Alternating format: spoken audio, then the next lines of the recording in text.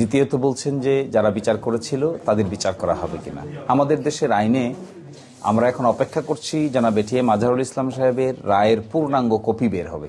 এখনো পূর্ণাঙ্গ কপি বের হয়নি। পূর্ণাঙ্গ কপি বের হলে পরে আমরা পূর্ণাঙ্গ কপিটা পর্যবেক্ষণ করব, সেখানে কি ফাইন্ডিং দিচ্ছেন সুপ্রিম কোর্ট সেটা দেখব, দেখে পরবর্তী পদক্ষেপ নির্ধারণ করতে হবে। অনেকেই বলছেন অতীতে যাদেরকে এক্সিকিউট করা হয়েছে তাদের কি হবে। আমাদের দেশে এখনো নতুন করে মামলা কি রিওপেন করার বিধান নাই, আপনাদের দেশে আছে।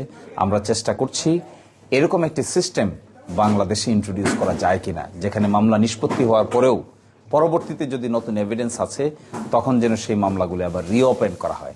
শুধু যুদ্ধাপরাধের কেসের কথা বলছি না, সকল ক্রিমিনাল কেসের ক্ষেত্রেই যেন এই ধরনের ব্যবস্থা করা হয়। যদি এই ধরনের আইন সংশোধন করা যায় কিংবা নতুন পদ্ধতি অবলম্বন করা যায়, তাহলে নিষ্পত্তিগত মামলাও নতুন করে 50 বছর 100 বছর পরেও ওপেন করার বিধান পৃথিবীর বিভিন্ন জায়গায় আছে। একটা বিখ্যাত বই আছে আপনাদের দেশে, এটার নাম হলো কনভিক্টিং দ্য ইনোসেন্ট, যেখানে 100 বছর পরে ভুল ব্যক্তিকে কম সাজা বেশি সাজা দিয়ে মৃত্যুদণ্ড কার্যকর করা হয়েছে। 100 বছর পরে দেখা গেছে যে বিচারটি ছিল ভুল, তখন সেটিকে মিস ট্রায়াল ডিক্লেয়ার করেছে। আমরা চেষ্টা করব আমাদের জুরিসডিকশনে আমাদের বিচার ব্যবস্থার উন্নতি সাধন করে নতুন কিছু করা।